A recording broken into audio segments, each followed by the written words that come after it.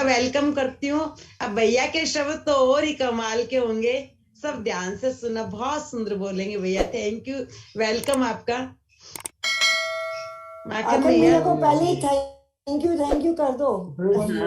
माखन भैया, सुरेश भैया, सही बात है, इन लोगों को तो पहले ही बोल दो, क्योंकि इनकी इनके जो वर्ड निकलते हैं ना वो एक अलग ही होते हैं। माखन भैया के कुछ कुछ अच्छी ऐसी बातें बता देते हैं जो बातें अपने सुनी हुई नहीं होती है। बहुत कुछ सीखने को मिलता है इनसे।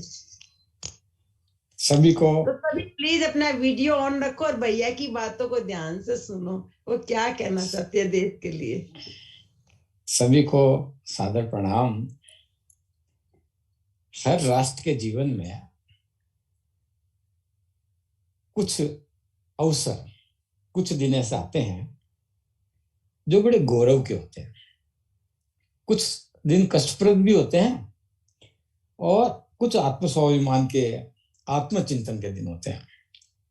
ऐसा ही भारत में अनेकों बार हमने कुछ ऐसे कार्य किए, देश ऐसी स्थितियों से गुजरा जिसके बाद स्वाभिमान होना, गौरव का जागृत होना बड़ा स्वाभाविक है। और बहुत लंबे कालखंड का जो देश रहा, इतिहास रहा हमारा, विज्ञान ऐसा मानता है कि 14 लाख वर्ष पूर्व मानव जाति पृथ्वी पर आ गई थी और वर्तमान जो स्वरूप दिख रहा है मानव जाति का, वो भी लगभग 9000 वर्ष पूर्व का इतिहास रहा है। तो इतने लंबे इतिहास में अल्प काल के लिए, मात्र 400 वर्षों के लिए हमारे यहाँ पर विदेशी आक्रांताओं का शासन रहा। उससे हमने मुक्ति प्राप्त की और उस मुक्ति को प्राप्त किए हुए हमको 75 साल हो गए। तो बड़ा अच्छा दिन है, देश ने अमृत महोत्सव के नाम से मनाया है और 25 साल बाद में हम स्वर्णिम महोत्सव मनाएंगे। तो उसका एक रोड मैप भी हम तैयार किया हमने और सारे देशवासियों के चिंतन का विषय है। और इस दिन स्वाभाविक रूप से हर राष्ट्र को ऐसे अवसरों पर अपना इतिहास, अपना गौरव,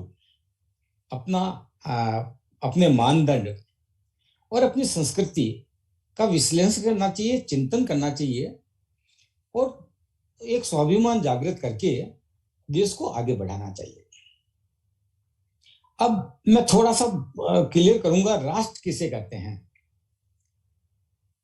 तो सांस्कृतिक सीमाएं और राजनीतिक सीमाएं, ये मिलकर किसी की भी राजनीतिक सीमाओं में जो एक सांस्कृतिक सीमा बनती है, सांस्कृतिक स्वरूप बनता है, वो एक राष्ट्र का स्वरूप रहता है। और हम सभी लोगों के लिए बहुत गौरव का विषय है कि इस भारत की भूधरा पर लाखों साल से जो एक सांस्कृतिक जीवन रहा, एक सांस्कृतिक सभ्यता रही, वो आज तक विद्यमान है। यानी हम सांस्कृतिक रूप से पराजित नहीं हुए कभी। हम सांस्कृतिक रूप से स्वाधीन थे, स्वाधीन है और स्वाधीन रहेंगे। अब आपने कई सारी सभ्यताएं देखी होगी, ईरान है, इराक है, मिस्र है, यूनान है।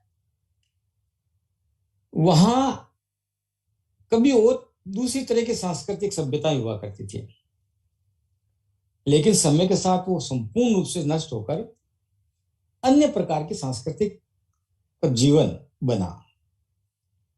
तो वो चाहे ये कह लें कि हम स्वाधीन हुए, लेकिन मैं ये मानता हूं कि वो नए राष्ट्र के रूप में जन्म हुआ उनका। लेकिन एक हिंदुस्तान ऐसा है, हिंदुस्तान के अलावा और भी कुछ देश ऐसे हैं जो अपनी पुरातन सांस्कृतिक धरोहर को संजोए रखकर और निरंतर आगे बढ़ता रहा। तो इस अवसर पर थोड़ा सा मैं इतिहास के बारे में जानकारी भी देना चाहूंगा। हमारे यहाँ पर जो मानता, विज्ञान मानता 14 लाख वर्ष पूर्व मानव आया, तो तब से अब तक के कालखंड को हमने 4 भागों में बांटा। जैसा प्रलय होता है, प्रलय होने के बाद में पुनः सृष्टि का जन्म होता है, तो उसका पूरा इतिहास भारत के पास है। तो प्रलय के बाद में हमारे सतयुग प्रारंभ हुआ और मत्स्य अवतार के साथ इस पृथ्वी का नया सृजन हुआ। तो वो भी एक तरह से स्वाधीनता थी। प्रलय से के आक्रमण को झेल कर, उसका विरोध करके हमने नई सृष्टि का सृजन किया। सप्तऋषिगण उसके प्रमुख प्रणेता, या जिसे कहना चाहिए कि अग्रदूत, स्वतंत्र वीर थे। उसके बाद में सतयुग में ही 7 अवतार हुए। कूर्म अवतार, वाराह अवतार, नरसिंह अवतार, वामन अवतार। अब ये सारे अवतारों का जो सिलसिला है, ये भी एक तरह से स्वतंत्र संग्राम था। हमने देखा वाराह अवतार के अंदर पृथ्वी को राक्षस वंश समुद्र तल में ले गए थे, और वाराह स्वामी, जैसे हम आज गांधी जी को या क्रांतिकारियों को श्रेय देते हैं देश को आजादी का, तो भगवान वाराह ने उस पृथ्वी को स्वतंत्र कराया। नरसिंह अवतार के समय भी दुष्ट दानव राक्षसों का साम्राज्य पृथ्वी पर रहा, तो भगवान नरसिंह ने प्रहलाद के नेतृत्व में एक तरह से आजादी प्राप्त की। ऐसे ही बाली का समय जो प्रातंत्र आया, तो भगवान विष्णु ने वामन अवतार धरकर एक स्वतंत्रता प्राप्त की। फिर त्रेता युग आया, तो त्रेता युग के अंदर परशुराम और राम, इनकी इतिहास आप जानते हैं, डिटेल में जानने की जरूरत नहीं है। उन्होंने भी एक तरह से आजादी की लड़ाई जिसे कहते हैं, असत्य पर सत्यता की लड़ाई, इस तरह का विजय प्राप्त किया। फिर द्वापर के अंदर भगवान कृष्ण हुए, उसका इतिहास भी महाभारत आपको पता है। कलयुग के अंदर भगवान बुद्ध हुए, और ये जो वर्तमान मानव सभ्यता है, उसमें 9000 वर्ष का इतिहास भारत का एक प्रमाणित इतिहास माना जाता है। उसके सारे वैज्ञानिक तथ्य हमारे पास है। छोटा नागपुर में जो अवशेष मिले पत्थरों के औजार, वो ऐसे माने जाते हैं कि 1 लाख वर्ष पूर्व के थे। ऐसे आंध्र प्रदेश के कुर्नूल जिले में 20,000 से 10,000 वर्ष पूर्व के पशुओं के अवशेष मिले। उत्तर प्रदेश के मिर्जापुर जिले में बलन घाटी के अंदर जो 8-10,000 वर्ष पूर्व के अवशेष मिले हैं, उससे सिद्ध होता है कि भारत के अंदर गाय, बकरी, बैल, भैंस, इस तरह के जीव जंतु थे। तो वर्तमान जो विज्ञान जिसे सत्य मानता है और भारत का जो इतिहास उपलब्ध है, उसको भी हमें 4 भागों में बांटकर समझना चाहिए। तो हमने उसको माना 5,000 वर्ष पूर्व हमारा वैदिक काल था, जिसमें वेद, उपनिषद वगैरह लिखे गए। 1000 से लेकर 6000 ईसा पूर्व को उत्तर वैदिक काल माना है। 563 ईसा पूर्व को बुद्ध काल माना है, और उसके बाद में वर्तमान काल माना है। तो इतने लंबे 9000 साल के कालखंड में वर्तमान में हम मात्र 400 वर्ष गुलाम थे। तो इस तरह की हीन भावना, अपने प्रति हीनता विकसित कतई नहीं होनी चाहिए कि हमारा देश गुलाम रहा, हमारा देश गुलामी का देश था। इतने बड़े कालखंड के अंदर हर देश में, हर राष्ट्र में उतार चढ़ाव आते हैं। तो हमारा जो गौरवमय इतिहास रहा है, हमारे जो गौरवमय वंश रहे हैं, साम्राज्य वंश रहे हैं, उनका निरंतर स्मरण करना, उनकी जानकारी प्राप्त करना, ये हमारे बच्चों को सिखाना, इतिहास में पढ़ाना, ये हमारे देश का दुर्भाग्य था कि अंग्रेजों ने बड़ी चतुरता से ये 400 वर्षों का इतिहास तो पढ़ाया, लेकिन 5,000 वर्ष का इतिहास जो प्रमाणित इतिहास है, उसको उन्होंने जानबूझकर नहीं पढ़ाया। तो जैसे पाकिस्तान को लगता है हमारा तो देश ही 1947 में पैदा हुआ, तो हमारा तो इतिहास ही 1947 का है। अमेरिका, अमेरिका कितना बड़ा राष्ट्र देश है, यहां पर पहले रेड इंडियंस करके प्रजाति हुआ करती थी। जैसे अपने यहाँ हिंदुस्तान को उन्होंने इंडियंस कहा, लेकिन आज की तारीख में उस पूर्ण रेड इंडियंस की सभ्यता को समाप्त कर दिया गया। अमेरिका का, पहले का अमेरिका क्या था और आज का अमेरिका क्या है, वो बिल्कुल भी इतिहास अलग अलग है। तो इतिहास, अमेरिका भी एक नया राष्ट्र है, हम ऐसा कह सकते हैं। तो वो जब ये मनाते हैं कि हमें आजाद हुए 100 साल हो गए, 50 साल हो गए, 50 साल का हमारा गौरवमय इतिहास, मतलब गुलामी का इतिहास रहा, लेकिन आजादी का इतिहास क्या रहा। लेकिन ये हमारे देश का सौभाग्य है कि हमारा आजादी का इतिहास, हमारा गौरवपूर्ण इतिहास लगभग 9000 वर्ष का था ही, लेकिन 5000 वर्ष का तो वैज्ञानिक तथ्यों के आधार पर इतिहास, लिखित इतिहास है। तो हमारे इतिहास में जो प्रमुख वंश हुए, मैं उनकी सूची बोलता हूं। मौर्य वंश, नंद वंश, गुप्त काल, सिसोदिया वंश, शुंग वंश, कर्ण वंश, चेदी वंश, कुषाण वंश, कंदप वंश, गंग वंश, गुप्त वंश, मौर्वी वंश, मैत्रक वंश, उत्तर गुप्त वंश, गौड़ वंश, पुष्यभूति वंश, पाल वंश, सेन वंश, राष्ट्रकूट वंश, गुर्जर प्रतिहार वंश, कलचुरी चेदी वंश, परमार वंश, सोलंकी वंश, चंदेल वंश, चालुक्य वंश, गहलवाड़ वंश, पल्लव वंश, चोल वंश, इस तरह से अनेकों वंश। किसी का साम्राज्य 900 वर्ष तक रहा, किसी का साम्राज्य 1300 वर्ष तक रहा। देश के अंदर विभिन्न विभागों में अलग अलग साम्राज्य हुआ करते थे। पूर्ण रूप से स्वतंत्र भारत, स्वाभिमान भारत, इस तरह का भारत रहा। और आपको बड़ा आश्चर्य होगा, जैसे हमारे सूर्यवंशी राजा हुए, तो इक्ष्वाकु वंश के पूर्वज, श्री राम के पूर्वजों से लेकर 345 ईसा पूर्व तक सूर्यवंश का शासन रहा। ऐसे हमारे यहाँ बहुत प्रमुख चंद्रवंश हुआ, पांचाल साम्राज्य हुआ, मगध का साम्राज्य हुआ, मिथिला का साम्राज्य हुआ, जो राजा विदेह से प्रारंभ हुआ और वर्तमान युग तक चला। कुरु साम्राज्य हुआ, पांड्य साम्राज्य हुआ, चोल राजवंश हुआ, राठौड़ राजवंश हुआ, प्रमर मालवगढ़ राजवंश हुआ, सातवाहन राजवंश हुआ। इस तरह के लंबे लंबे कालखंड, हजारों वर्षों का स्वर्णिम इतिहास हमारा रहा है।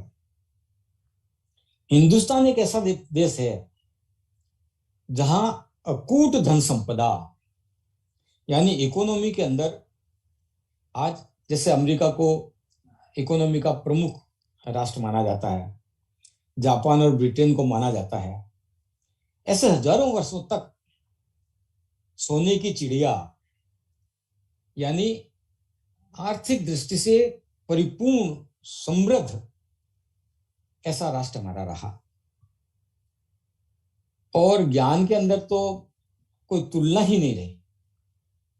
आज भी नालंदा विश्वविद्यालय को जब जलाया गया, तो आप कल्पना कीजिए कितनी पुस्तकें थी कि उस विश्व लाइब्रेरी की आग 6 महीने तक जलती रही।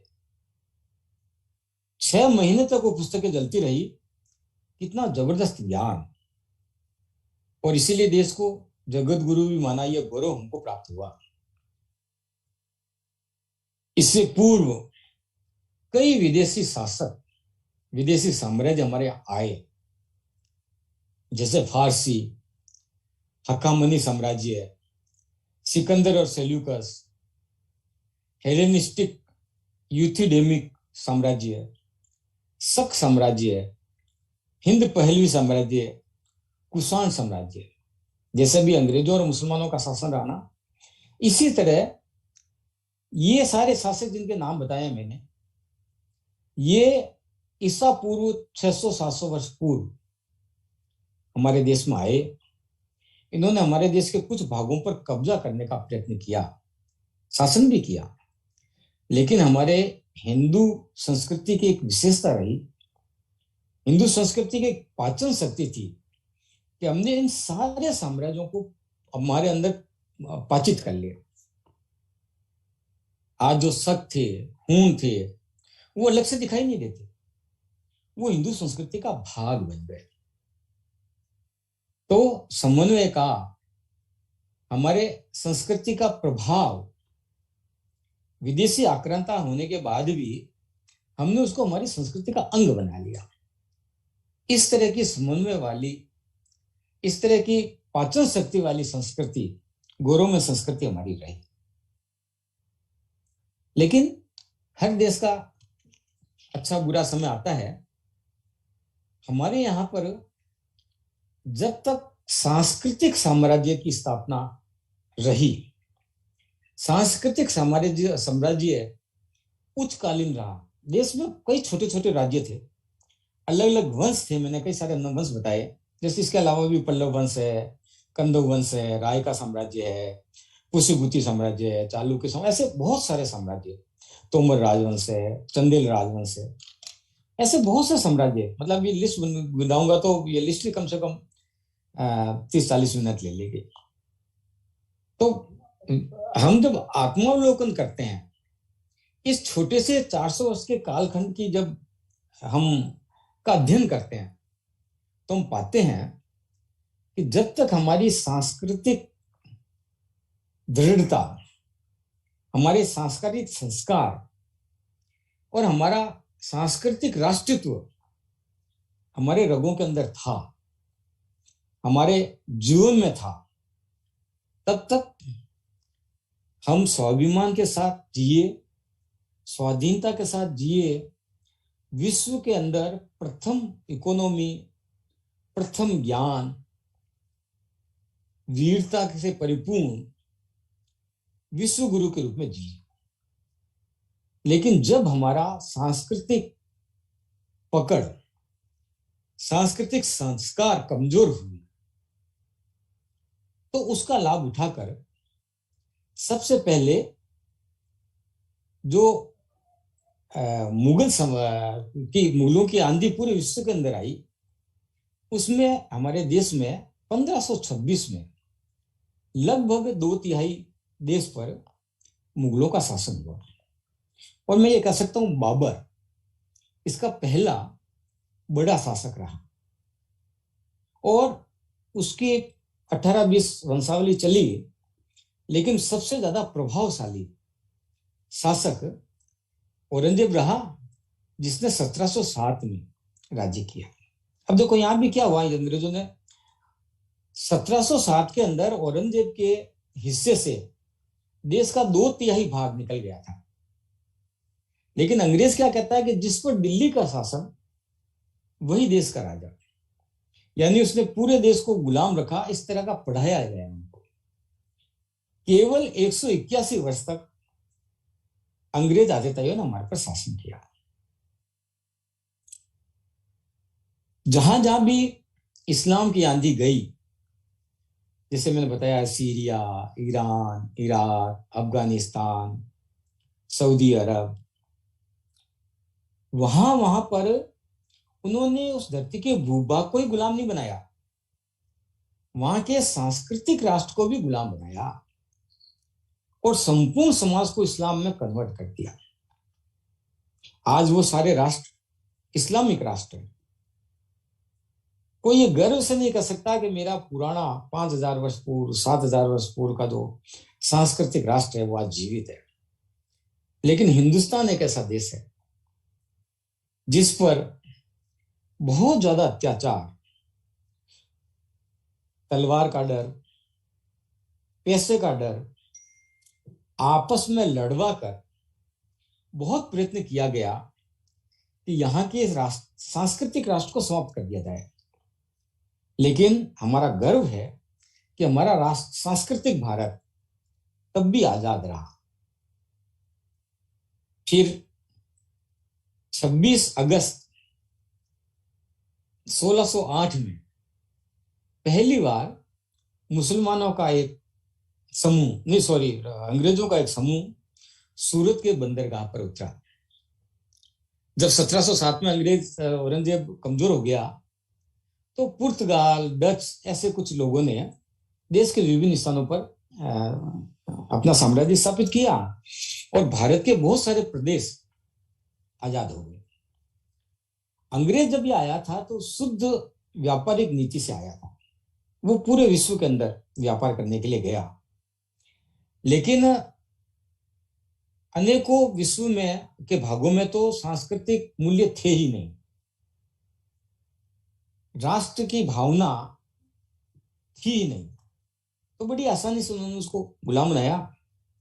लेकिन चूंकि भारत के अंदर अभी भी राष्ट्रवाद और सांस्कृतिक साम्राज्यवाद, सांस्कृतिक राष्ट्र जीवित था, तो 1608 से लेकर लगभग 1757 तक उसने व्यापार के माध्यम से धीरे धीरे अपना प्रभुत्व जमाया और 1707 से लेकर 1947 ऐसे 2 साल तक उसने शासन किया। जिस तरह मुसलमानों ने, मुगलों ने तलवार के बल पर यहाँ का सांस्कृतिक समाज, मैं ये कहूंगा सांस्कृतिक राष्ट्र समाप्त करने की कोशिश की, वैसे ही अंग्रेजों ने बौद्धिक स्तर पर, धन के स्तर पर बहुत प्रयत्न किया कि यहाँ का की संस्कृति समाप्त हो, यहाँ के लोगों का देश के प्रति स्वाभिमान, हिंदू के प्रति स्वाभिमान समाप्त हो और हिंदू संस्कृति समाप्त, ताकि केवल राजनीतिक साम्राज्य ही नहीं बल्कि सांस्कृतिक साम्राज्य भी स्थापित किया जा सके। और ऐसा उन्होंने अंग्रेजों के समय में, कहते हैं सूर्य कभी अस्त नहीं होता था, विश्व के लगभग 3/4 भागों में, बल्कि 2/3 भागों में उसका साम्राज्य था। और जितने राष्ट्रों में साम्राज्य था उसमें से लगभग 60% देशों के अंदर उसने राजनीतिक साम्राज्य के साथ साथ सांस्कृतिक साम्राज्य भी स्थापित किया। देश के देश इस्लामिक ईसाई राष्ट्र बन गए। आज अमेरिका के भी पूरा ईसाई राष्ट्र है। तो अगर वो स्वाभिमान से कहे कि हम आजाद हैं, तो मैं कहूंगा तुम भौगोलिक आजादी तुम्हारे पास है, सांस्कृतिक आजादी नहीं है। लेकिन हिंदुस्तान एक ऐसा देश था जिसने अपनी सांस्कृतिक आजादी को बाकायदा जीवित रखा। तो मैं ये कहूंगा सांस्कृतिक भारत न कभी गुलाम था, न कभी गुलाम हुआ और न कभी गुलाम रहेगा। लेकिन हमारे दुर्भाग्य जरूर रहा, हमें आत्मावलोकन करना चाहिए कि जैसे जैसे हमारे सांस्कृतिक मूल्यों का क्षय हुआ, जैसे जैसे हमारे देश के जैसे 2 देश अलग हो गए, बांग्लादेश, पाकिस्तान, वो नए राष्ट्र का उदय हुआ। लेकिन हम, पाकिस्तान एक स्वतंत्र राष्ट्र है, स्वतंत्र मुस्लिम राष्ट्र है, लेकिन प्रतंत्र भारत राष्ट्र है, ये मैं कह सकता हूं। तो हमारे प्रतंत्र भारत पाकिस्तान, प्रतंत्र भारत राष्ट्र बांग्लादेश, अर्ध स्वतंत्र नेपाल राष्ट्र, ये आज भी हमारे लिए चैलेंज है, संकट का विषय है, सोचने का विषय है कि हमारा जो आसेतु अखंड हिमालय, अखंड भारत,